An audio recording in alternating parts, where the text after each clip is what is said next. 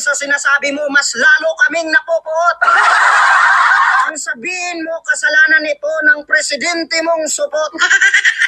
Sinasabi mo na bakit ka naman tutulungan ni Marcos? Sa kanya, grabe kayo mambatikos. Ang sabihin mo, hindi talaga siya tutulong kasi siya mismo ang nagutos.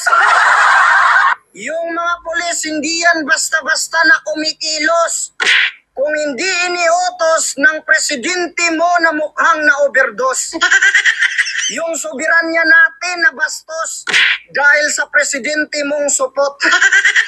Yung iba ayaw nila kay Duterte kasi baka magiging probinsya tayo ng China. Oo, sinabi niya yan pero hindi niya ginawa. Hindi katulad ni Marcos supot, hindi niya sinabi na magpapasakop tayo sa soberanya. Pero ginawa niya. Tapos ngayon sasabihin mo na ito ay demokrasya. Pero ikaw mismo ang lumalabag sa demokrasya. Sampalin mo kaya yung sarili mo para magising ka. Yung iba pa ulit-ulit na sinasabi, ayaw ko sa'yo kasi ikaw ay maka-China. Hindi niya naman gagawin yon. Sinasabi niya lang yon para tayo ay mapakalma. Kasi si Duterte hindi lang magaling na presidente, kundi magaling rin magpatawa. Para mabawasan naman ang ating problema. Ang mali kasi itong vlogger ni Marcos hindi nakakaintindi, kulang sa makata.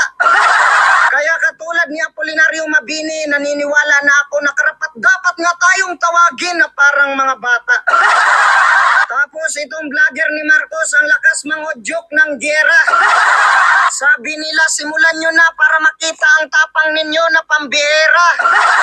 Buti sana kung magkagulo, lalabas kayong mga vlogger para kayo ang unang matira. Mga kababayan, huwag ninyo odyokan ang mga sundalo na nasa mababa. Kasi masasayang lang ang buhay kapag ang presidente ay hindi bumaba. Ang dapat ninyo na impluwensyahan ay si General Bronner para magsalita.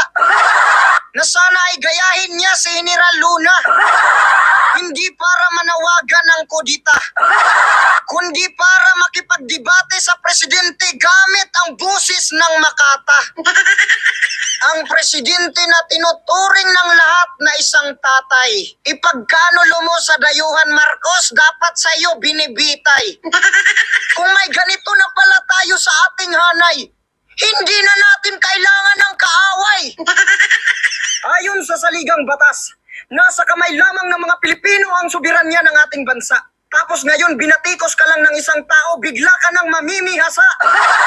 Aba ay nararapat lamang na ang mga makabayan ay dumagsa. Kasi hindi kami mga aso at lalong hindi kami mga pusa.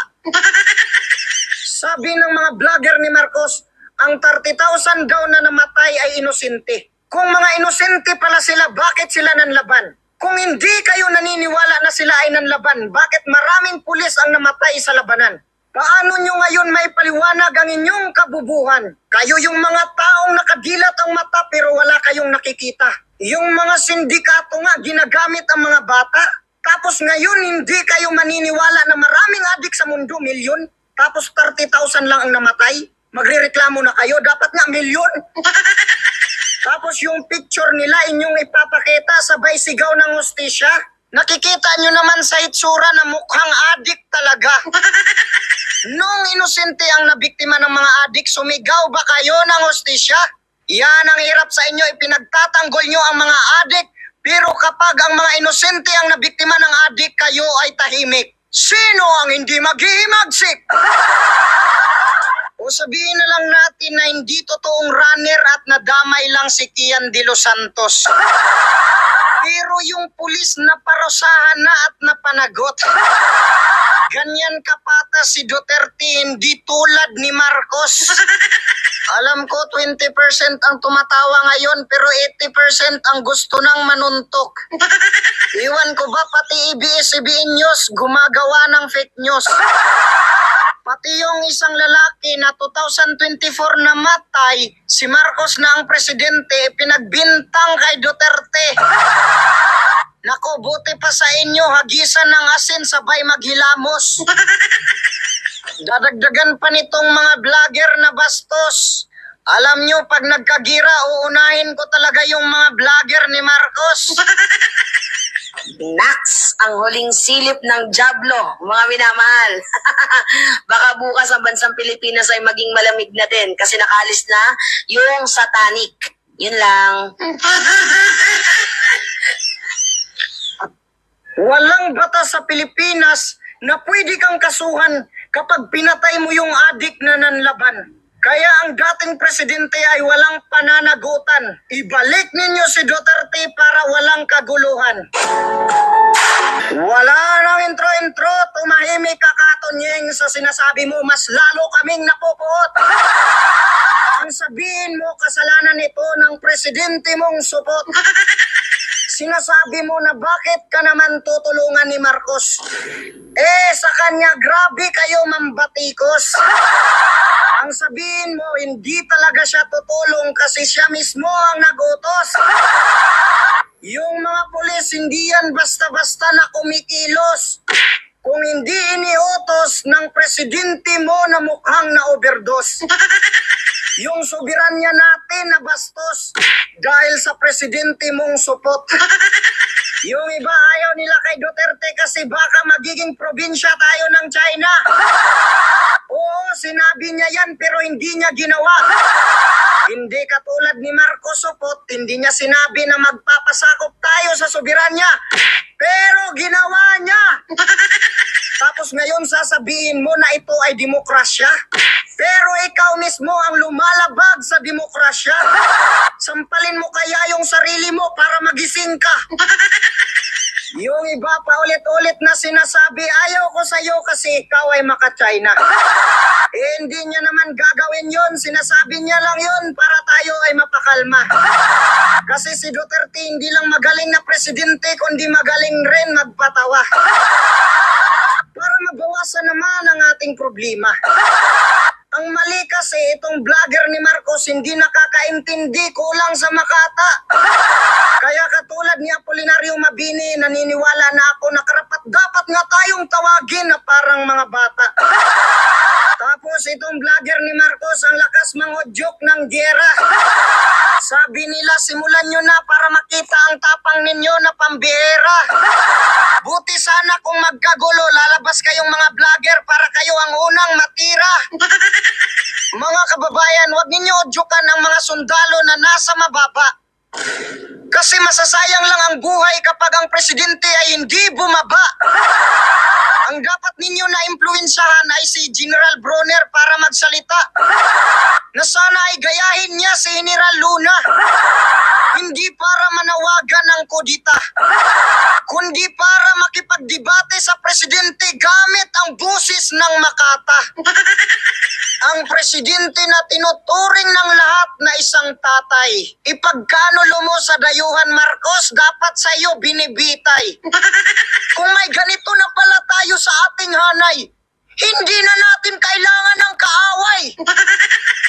Ayon sa saligang batas, nasa kamay lamang ng mga Pilipino ang soberanya ng ating bansa. Tapos ngayon binatikos ka lang ng isang tao, bigla ka nang mamimihasa.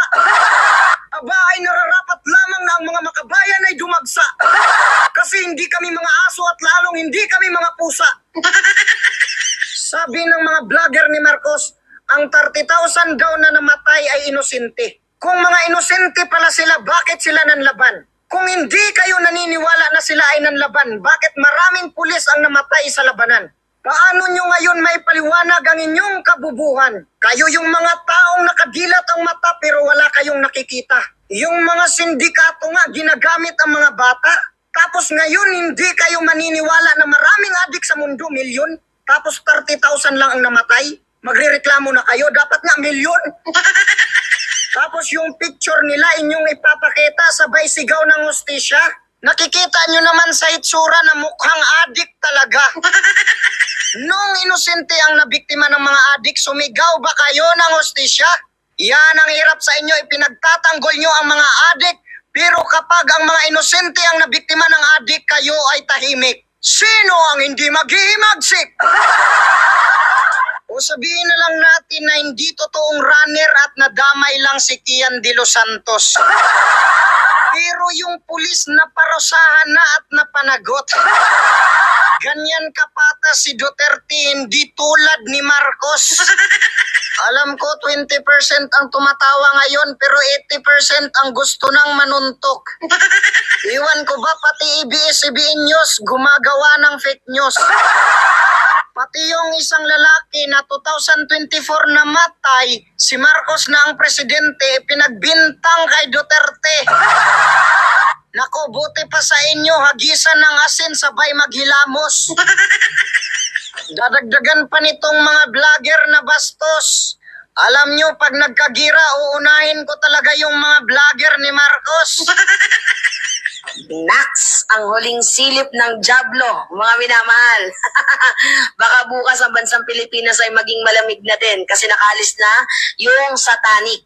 Yun lang. Walang batas sa Pilipinas na pwede kang kasuhan kapag pinatay mo yung adik na nanlaban. Kaya ang dating presidente ay walang pananagutan. Ibalik ninyo si Duterte para walang kaguluhan.